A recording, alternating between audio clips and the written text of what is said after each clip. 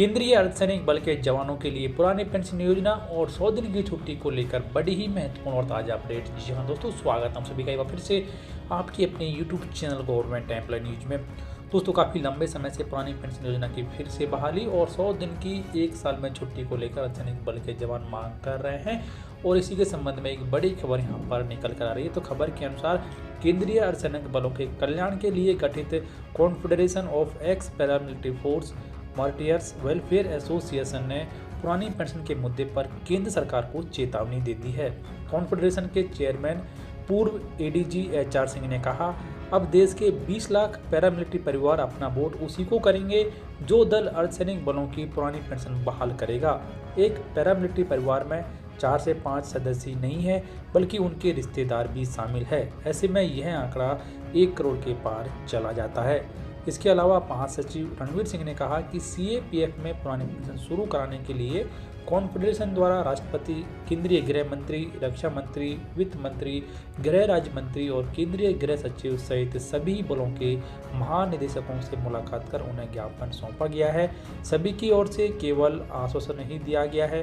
केंद्रीय मंत्री का 100 दिन छुट्टी का फॉर्मूला फेल हो गया है। छुट्टी न मिलने के कारण जवान मानसिक तनाव व चिड़चिड़ापन जैसी गंभीर बीमारियों के शिकार हो रहे हैं। तो इसी की वजह से ये मांग एक बार फिर से उठाई गई है और कॉन्फेडरेशन के द्वारा ये स्पष्ट कह दिया गया है कि जो राजनीतिक पार्टी जवानों के लिए पुरानी पेंशन बहाल करेगी, 100 दिन छुट्टी देगी, उसी राजनीतिक पार्टी को केंद्रीय अर्धसैनिक बल के जवान और उनके परिवार वाले वोट देंगे।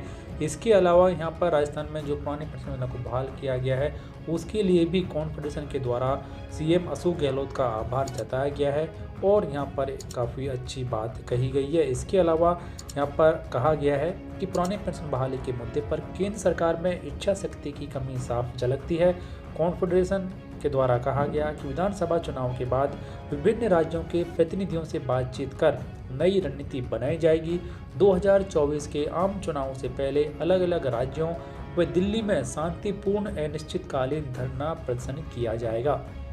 इसके अलावा एसोसिएशन के द्वारा कहा गया कि सामाजिक न्याय के इतिहास में यह एक नया सवेरा है।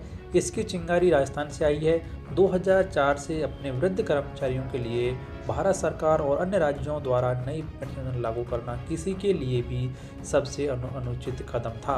इस विवादास्पद निर्णय से न केवल कर्मचारियों और उनके परिवारों को बल्कि आने वाली पीढ़ियों को भी निराश किया गया है। तो इस तरीके से ये मांग उठाई गई है और आगे यहाँ पर एक बार फिर से कहा गया है कि 1 दिन के सांसदों और विधायकों के लिए पुरानी पेंशन लागू हो जाती है।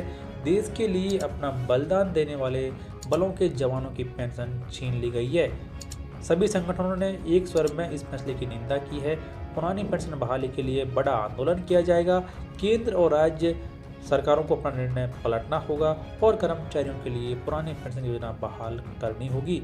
तो इस तरीके से ये मांग उठाई गई है और आगे कहा गया कि अगर पुरानी पेंशन योजना को जल्द से जल्द बहाल नहीं किया गया तो सरकार को गंभीर परिणाम भुगतने पड़ सकते हैं। साथ में चेतावनी भी यहाँ पर दे दी गई है। तो इस तरीके से पैरामिलिट्री फोर्सेस के जवानों के लिए पुरानी पेंशन योजना और 100 दिन की छुट्टी को लेकर ये बड़ा ऐलान एसोसिएशन के द्वारा किया गया है। इसके बारे में आपकी राय कमेंट बॉक्स में लिखकर जरूर बताएं।